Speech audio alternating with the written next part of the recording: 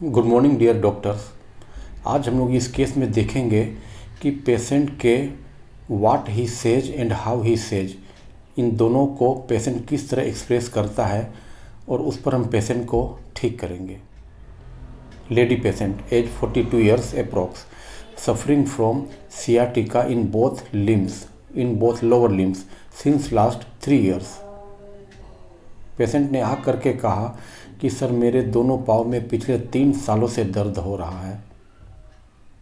इसके कारण उठने बैठने में भी बहुत तकलीफ़ होती है। चलने में भी सर दर्द ज़्यादा होता है। पाँव के तलवे में भी जलन होती है और यह जलन रात में सर ज़्यादा हो जाती है। मैंने पूछा ठीक है, और कोई तकलीफ़ ज़्यादा? बोला कि नहीं सर, यही पाँव में दर्द ज़्यादा होता है। फिर मैंने पूछा कि ठीक है, अभी तक आपने कोई ट्रीटमेंट लिया, कोई अच्छे डॉक्टर से दिखाया? तो पेशेंट ने कहा कि हाँ सर, बहुत दवा खाई। सर दवा जब तक खाते रहती हूँ दर्द वगैरह ठीक रहता है, बंद करती हूँ फिर वापस आ जाता है। दर्द के कारण उठना बैठना भी सर मुश्किल हो जाता है। यह लेडी पेशेंट रिजर्व नेचर की है, मतलब कम बोलती है। फिर भी मैंने इससे जितना पूछा उसने सारे प्रश्नों का जवाब दिया, परंतु फिर भी मुझे मेडिसिन सिलेक्शन में प्रॉब्लम आ रही थी।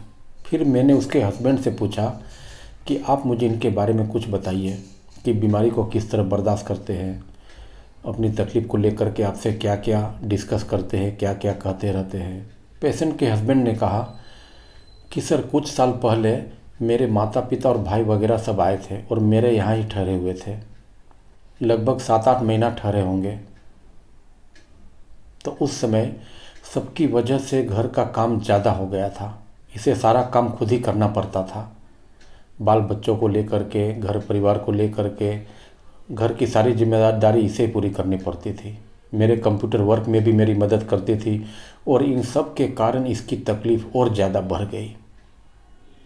और इसका ऐसा ही मानना है कि ये सारी तकलीफ़ें उन लोगों के कारण ही चालू हो गई।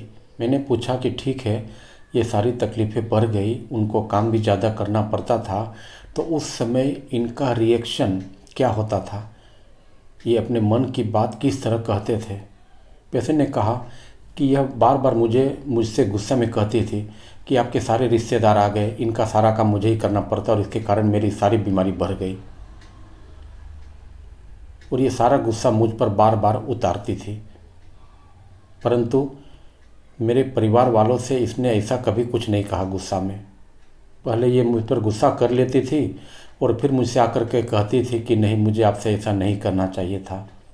फिर बाद में अफसोस करती थी। मैंने कहा ठीक है, चलिए कोई बात नहीं। The medicine lyssin hydrophobinum 200 was given in 3 doses at half an hour interval with routine medicine. And after few days the improvement started, but up to some extent, and then the improvement stopped. The medicine was repeated in higher potency, but there was no result. The following rubrics were selected for consideration: delusion, wrong, he has suffered wrong ailments from suppressed anger alternating with quick repentance. The medicine lysine covers all these rubrics, but it did not work up to my satisfaction. I am Dr. Mukesh Gangani on my YouTube channel The Art of Homeopathy, and we are discussing here the case of lysine and podophyllum. The next visit I started the case taking once again. इस समय भी दोनों wife husband मेरे सामने ही थे, इसीलिए मैंने पूछा कि कहिए अभी आपकी ज़िंदगी कैसी चल रही है, इस बीमारी को देखने का अभी आपका नज़रिया कैसा है, आप पूरा दिन कैसे पार करते हैं। मेरा पूछने का मतलब यही था कि अभी आपके मन में क्या चल रहा है, पर पेशेंट को घुमा फिरा करके पूछना पड़ता है जिससे उसकी समझ में आवे। पेशेंट ने कहा कि सर दर्द वगैरह पहले से कुछ आराम है, अभी मैं घर का सारा काम भी अच्छे से कर लेती हूँ और अपने हस्बैंड की भी मदद जहाँ तक हो सके पूरा कर लेती हूँ। मैंने बीच में कुछ सेकंड का पॉज लिया, विराम लिया, ताकि पेशेंट और कुछ अपने मन से बता सके, परंतु जब पेशेंट ने कुछ नहीं कहा तो मैंने पूछा ठीक है और कुछ, तो पेशेंट ने कुछ नहीं कहा। यहाँ पर पेशेंट अपनी किसी सफरिंग की कंप्लेन नहीं कर रहा है, ना ऐसा कह रहा है कि सर बहुत सारे दिन हो गए कोई फ़र्क नहीं है या हल्का सा ही फ़र्क है, कुछ ज़्यादा फ़र्क नहीं आ रहा है। पेशेंट ने ऐसा कुछ नहीं कहा और पेशेंट के चेहरे पर शांति के एक्सप्रेशन थे, शांति के भाव थे। पेशेंट ने बिल्कुल अच्छे ढंग से कहा कि सर पहले से आराम है, अभी मैं अच्छे से काम भी कर ले रही हूँ, अभी मुझे ऐसी कोई ज़्यादा तकलीफ़ नहीं है। पेशेंट के चेहरे पर कोई एक्साइटमेंट नहीं था, ना कोई कंप्लेन का इमोशन था। पेशेंट के हस्बैंड ने भी कहा कि सर मैं भी इसे बहुत बार कहता हूँ कि तुम्हारे किचन का काम कुछ मैं कर दूँ, ये काम कर दूँ, वो काम कर दूँ, पर यह कहती है कि नहीं मैं सारा काम कर लूँगी, आप रहने दो, आप अपना काम कर लीजिए। This time the medicine podophyllum was given in 200 potency 3 doses at half an hour interval with routine medicine thrice daily. इस बार इस दवा ने बहुत अच्छा काम किया।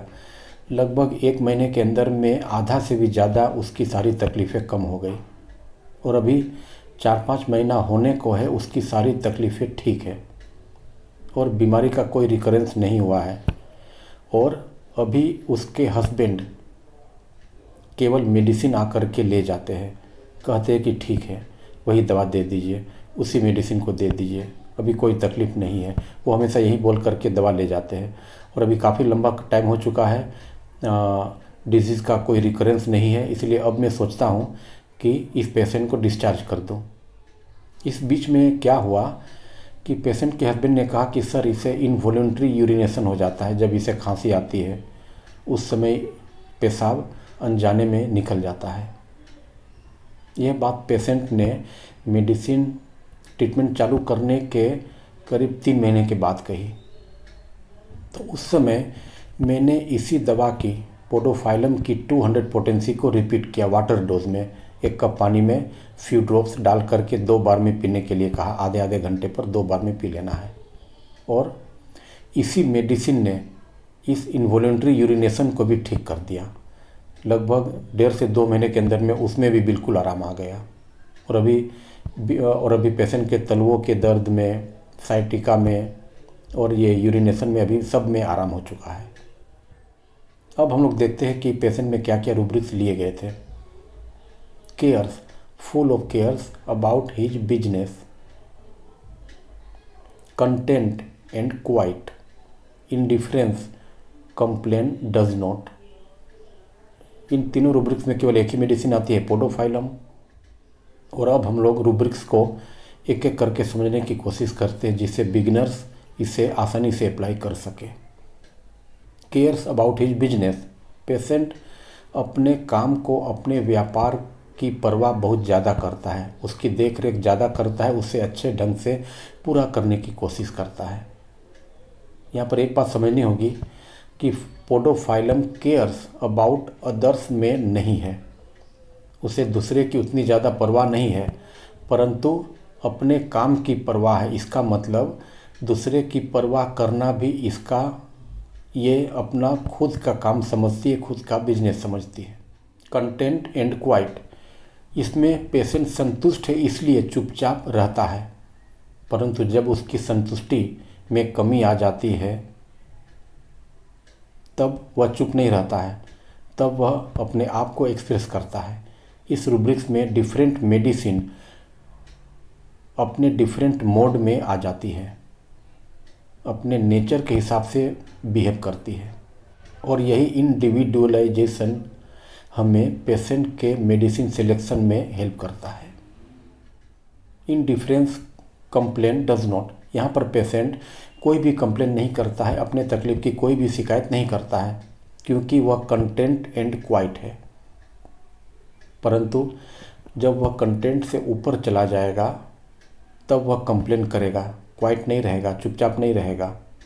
परंतु कंटेंट है इसीलिए वह अपनी सारी तकलीफ़ों से उदासीन है, उसकी तरफ उसका ध्यान ज़्यादा नहीं जा रहा है, और जा रहा है तो भी वह सोच रहा है कि चलो अभी पहले से बहुत अच्छा है, संतुष्ट है।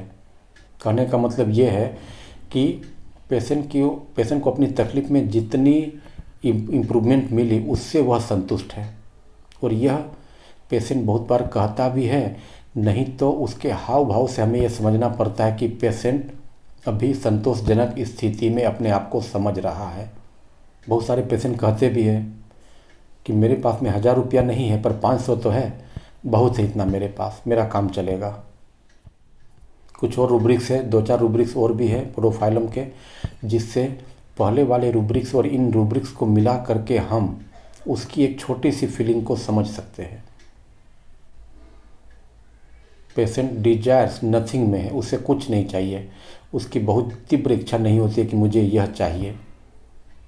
ट्रैंक्विलिटी रिकंसाइल टू फेट, बीमारी के परिणाम को लेकर के वह उससे समझौता कर लेती है और कंटेंट में बने रहती है, क्योंकि उसे ट्रैंक्विलिटी चाहिए, उसे मन की शांति चाहिए। अफेक्शनेट, पेशेंट बहुत प्यारा होता है, स्नेह भरा होता है। केरेस्ट, बीइंग डिजायर टू बी केरेस्ट, यहाँ पर भी पेशेंट चाहता है कि कोई उससे प्रेम से बात करे, उससे प्रेम से दवा दे, डॉक्टर प्रेम से उस पर ध्यान दे करके उसका ट्रीटमेंट करे। Okay my dear doctor, see you again very soon.